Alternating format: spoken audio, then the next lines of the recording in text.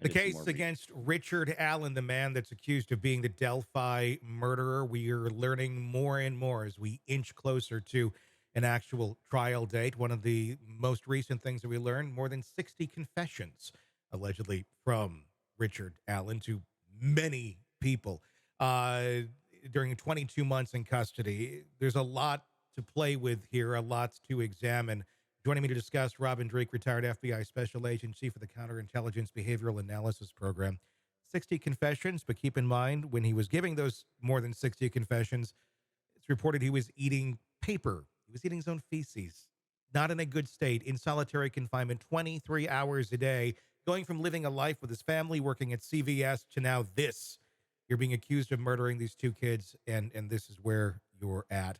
Um, I don't know. I mean, how well does something like this hold up? And 60 seems like a inordinate amount of confessions to be making. It does until you get more of the context. Again, boy, this case is just so all over the place, isn't it, Tony? Yes. So here's what we still have. We still have a crime scene that does not look like a single person murder crime scene. And when it comes to the type of murder, so you have the hypothesis here is that you have a white male murdering two female girls. Typically, in those types of situations, they've either been stalked or they're targets of opportunity for a sexual predator. Mhm. None of the other telltale signs of stalking or sexual predator are there because they weren't sexually assaulted. So it begs the question that he doesn't quite fit the profile that is typically for that type of murder. Mhm. But we have 60 confessions. So let's look at those 60 confessions. And I had to dig deep on this one too. Yeah. So going for persuaded false confessions tend to result from long and intense interrogations that may include repeated accusations that the suspect committed the crime, adamant discrediting of the suspect's denials, fabrication of evidence, and eventually an offer to resolve any cognitive dissonance. And it's the continued suffering mentally, emotionally, and physically that it tends to induce those confessions. And I think 22% of those that were false confessions were mentally challenged or in a state of depression, which there's a claim Mhm. there that, and 10% did have a diagnosis of mental illness. So, I mean, there's a lot for defense, I think, to play with to discredit those confessions if they go down that road. Well, I mean, it just you think about it, and you're sitting there, 23 hours a day in a very, very small cell, Yeah. um, and you're being taunted by the guards. We've heard reports of that. He wasn't even really allowed to meet with his attorneys very well. It was like literally through the little door. I mean, he was denied a lot of his rights, like without a doubt. At this point, Yep. they're finally just now moving him to a jail facility outside of the prison facility. If you're there and you feel like there's really no way out, and I don't know how you would feel there's any way out after a certain amount of time, I think you'd say almost probably anything to get out of that situation. And I do wonder, what was being said to him. What was it? Was he being taunted by some of these guards who have the Odinism patches and all of that on? Just admit it, just say it, and you'll get out. Just tell us, Mhm. tell it. I mean, that's conjecture, but that doesn't necessarily constitute a real confession, though, either. I know. And also, I mean, he knew some facts and details apparently in those confessions that only the killer would know. Hmm. But then on other occasions, the confessions contained things that were complete fabrications as Yeah. well.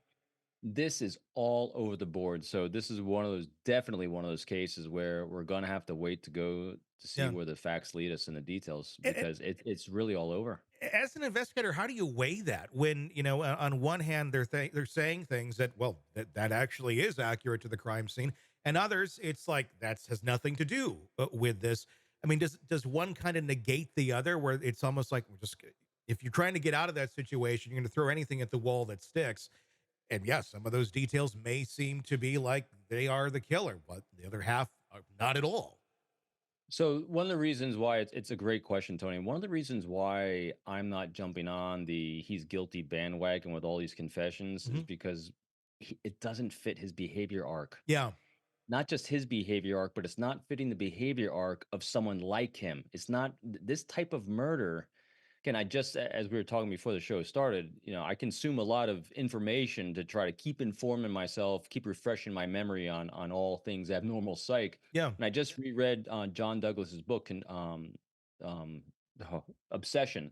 Hmm. And in Obsession, he really reemphasizes and goes down the horrible dark road of sexual predators, serial rapists, and stalkers, and all the behaviors that those individuals have when they're preying on their victims. And Richard Allen does not have those types of behaviors that are fitting that type of profile. Again, we don't have all the details. We only have it from what we're seeing from social media and what we're seeing being put out there. And a lot of people are under gag orders for this. And so we're not seeing everything. But from what we're seeing, like a stalkers generally so fixate on their individuals that they're going to eventually escalate to the point where they no longer fit that fantasy they have in their lives of that person, and that burst that fantasy, so they resort to violence to overcome that fantasy. A lot of times they're journaling about them, they're fixated on them, and there seems to be no connection between these two girls and Richard Allen beforehand from Hmm. anything we're seeing. So the stalker thing is out there. If it's going to be a sexual assault, well, there's no evidence of sexual assault here. And also, he doesn't have a pattern of that behavior either, because usually sexual assault is you don't go from 0 to 100. Zero is like, hey, I'm fine with women, and tomorrow I'm actually going to rape someone and then kill them. There's no arc there that brings him to that. So that's why the confessions that they're alleging he has don't fit any of those behaviors that we're seeing throughout this. And then when you have these, the crime scene itself just doesn't fit a typical murder scene of Hmm. one individual killing two girls for apparently no motive. That's what I'm having a hard time with. I don't see a real motive between him killing these girls. Yeah. There's so many questions with the case against Richard Allen and these Delphi murders. I suppose one could say, well, I mean, if you're going to be a killer, you got to start somewhere if that's what you're going to do. But how often does somebody in their mid 40s decide, I think I'm going to go kill two girls out in the woods and You don't. that's it, and then just leave the bodies and put some sort of weird ritualistic thing on that this guy has no real history of being involved with. I mean, it just doesn't seem It to doesn't add happen. up. It doesn't happen. So and you said, you don't wake up one day and say, "Today I'm gonna murder someone." Hmm. These are escalations in behavior. Typically, there are mutilations of animals, there's other violence in their relationships that they have that are demonstrated, that can be articulated. Even when there's depression involved with someone in mental health, they generally don't go to this extreme. And so also, the other thing that we're missing here is a triggering event. Hmm. Usually that someone that's on this unhealthy arc that's going to end in this type of violence, they're escalating to feeling disenfranchised, the victim mentality, being a wound collector, mental health, whatever the issues are. And then there's a triggering event that sends them over the edge, that goes, I'm going to commit this crime and do this violence to another human being. What's the triggering event? What's the triggering event? What's the motive? What's any of it? I mean, And I'm just flummoxed by the entire thing. Again, if I'm and when the trial starts and we see all the evidence, mhm. I'm hoping I'm not eating my words on all this, but from what we see, from what's being put out there, I just don't see how the confessions are matching the behavior. Yeah. Well, I mean, we haven't seen the probable cause affidavit, so I'm really curious as to what Okay, exactly all is right. there. I mean, that's why we have trials. That's why we do this, so we can, look at the evidence before we make a final judgment. But again, it would just be so out of left field in just in human behavior in general. Even if you were to say there's a mental illness going on here, or this or that, it still doesn't fit any of those molds. And Mm, typically, look at like a Kohberger or something like that. Obviously, he's innocent until proven guilty, but we can look at his behavior arc. We can look at yep. all the things that led up to that day and go, it kind of makes sense. I could see that guy. There's clearly an issue with women, very odd, just sense of self, and go, yeah, I can see him doing that. Not this guy. I mean, fairly All right. well liked in his community, worked at the CVS. um, has kids, just kind of your average Joe. It was Right. what he kind of seems like. So to go out on this limb to say that this is the guy, I mean, and I would think you would have to have something pretty damn strong in a probable cause affidavit to to warrant the treatment that he's had over these years. Because I mean, it's been extreme, it's been crazy. Or is it one of these situations where uh, went too far at the beginning and somebody's covering up for bad behavior here and somebody's covering up for bad behavior here, and I'm talking on the part of law enforcement, Mhm. not on his part, where it's like it just keeps escalating and then it's glaringly wrong, but we got to keep going. This is the path we've gone down, and now we can't dig ourselves out, so we might as well keep digging down.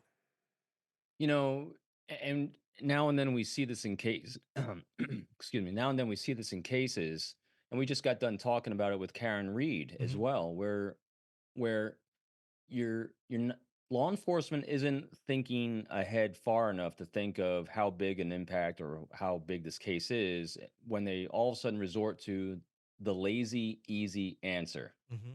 We don't like Karen Reed, so let's just make it easy.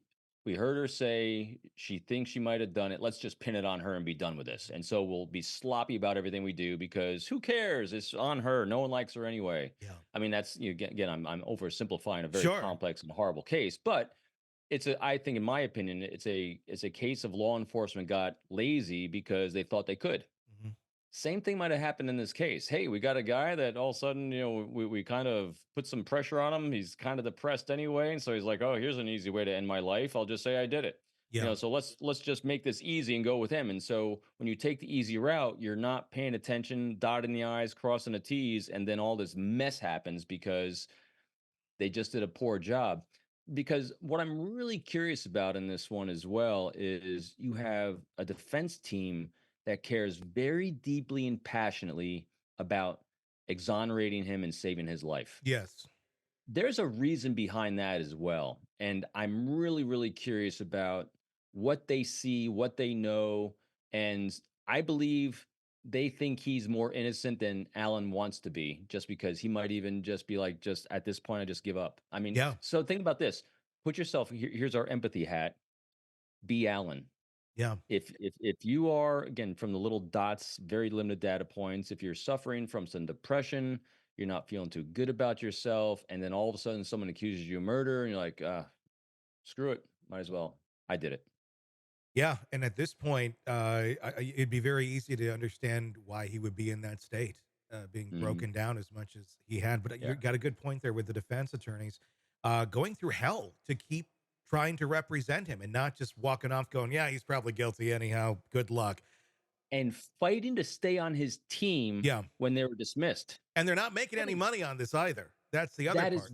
very unusual. I mean, this is a righteous group, and I use that word righteous because they believe it's Hmm. extremely important for them to do this. Yeah, There's compulsion in there, a human factor that's going into their behavior and their actions that is really important to keep part of this process and understanding as well, I think. yeah, and it says a lot too that It people are does. going to do that and spend a lot of their time, a lot of their, I mean, they're talking like they're when he was at the other facility, it was like a 2-hour drive just to go see him, and for no money either. They're not profiting off of this. I mean, maybe they'll do a book or something, but they this is like this is why I think good defense attorneys become defense attorneys for a case like this, where you can truly make a difference in someone's life if you truly believe that they are really being dealt a bad hand. So here's an interesting way to kind of think about this as we're reflecting on Alan in this case. So now, since you mentioned Kohberg, think about Kohberger's lawyer and his Hmm. defense lawyer. This is a highly paid defense lawyer doing a lot of procedural work on the process. Hmm. Seems very mechanical, very, very talented, very doing a very good job. And Sure. even in the Rex Heuermann case, defense there, Hmm. very, very procedure based, very, very doing my job based. And then when you look at and you feel the emotional difference between Allen's defense team and all these others, there's a big difference. Yeah. And the big difference is, and we said it in espionage all the time, happy people don't commit espionage.